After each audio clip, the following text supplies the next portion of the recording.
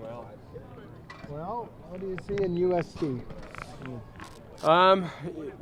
Pretty similar in terms of USC is one of those teams that could beat Alabama, Clemson any day of the week because of the talent level that they have. And you can just see it in the athleticism. You see it a lot on the special teams, like their kickoff unit, things like that. They're just flying down the field. And so this game, I think, comes down to who makes the least amount of mistakes and who wins the fourth quarter, in my opinion. Playing in the Coliseum, a lot of fun. Yeah, it's fun. I remember those iconic places. Yeah, no, I mean, that was the first big stadium that I played at. That and I think Utes Stadium, but that was really fun. You know, it's a good memory my freshman year, and we owe them one, I think. So. What are your memories of how that game evolved?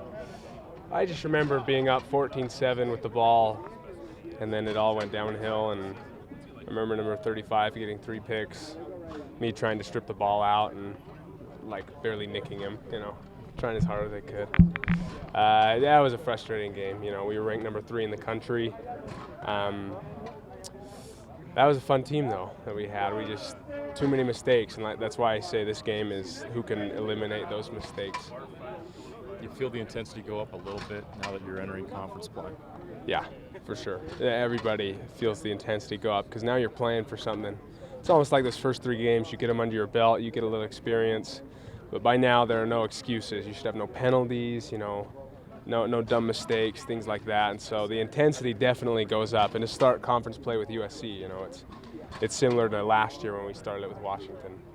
You said something to the effect this summer that the 2015 team was 6-0 and ranked highly, but this team had a little more self-belief even coming into the season. Am I correct saying that correctly?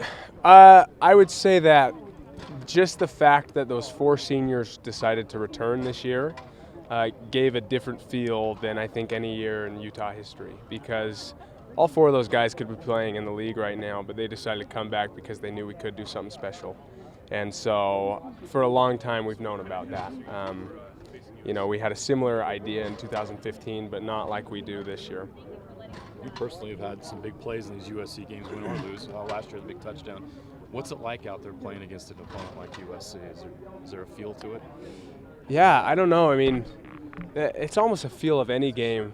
For me, it's a specific thing. I feel like it's partly how I've always been, but whenever we get down, all my nerves and nervousness leave my body, and I have no fear. It's like when we got down 7-0 against USC my freshman year, all of a sudden it's just like, all right, it's time to play. And last year we got down 14-0, and hopefully we don't have to get down. but I don't know. It's something. It's just like it fires me up whenever you're losing and you need someone to step up, kind of thing. It kind of excites me. What did you learn about this team the first 3 games? Our team or yes, USC? Your team. Okay. That we have a lot of trust in our coaches, especially for me, our offensive coordinator. You know, it's no surprise. I mean, I'm not playing half as much as I played my first 2 years, but as a team I feel more confident, and I feel more confident in our schemes, in what we're doing, and almost just like we genuinely have so many weapons and different ways that we can beat people that it's almost like the ball can't be spread out enough, and it makes it exciting, at least on the offensive end. You're using a lot more personnel groupings. Is that what's? Yeah, I mean, we're using a lot more tight ends, using a lot more tight end sets.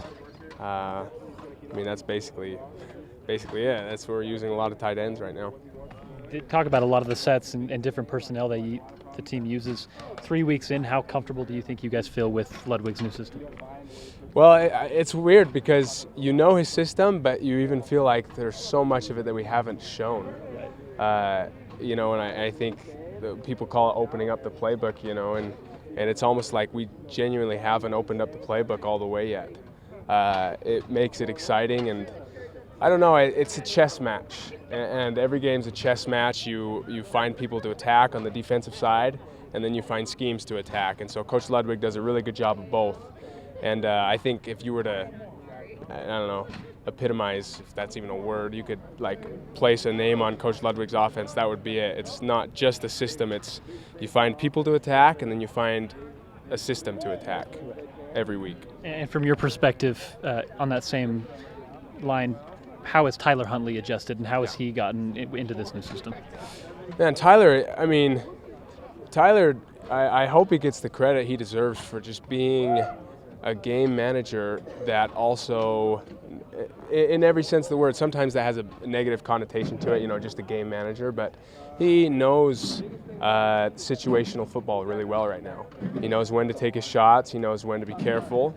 I don't think he's been sacked this year, he hasn't thrown a pick.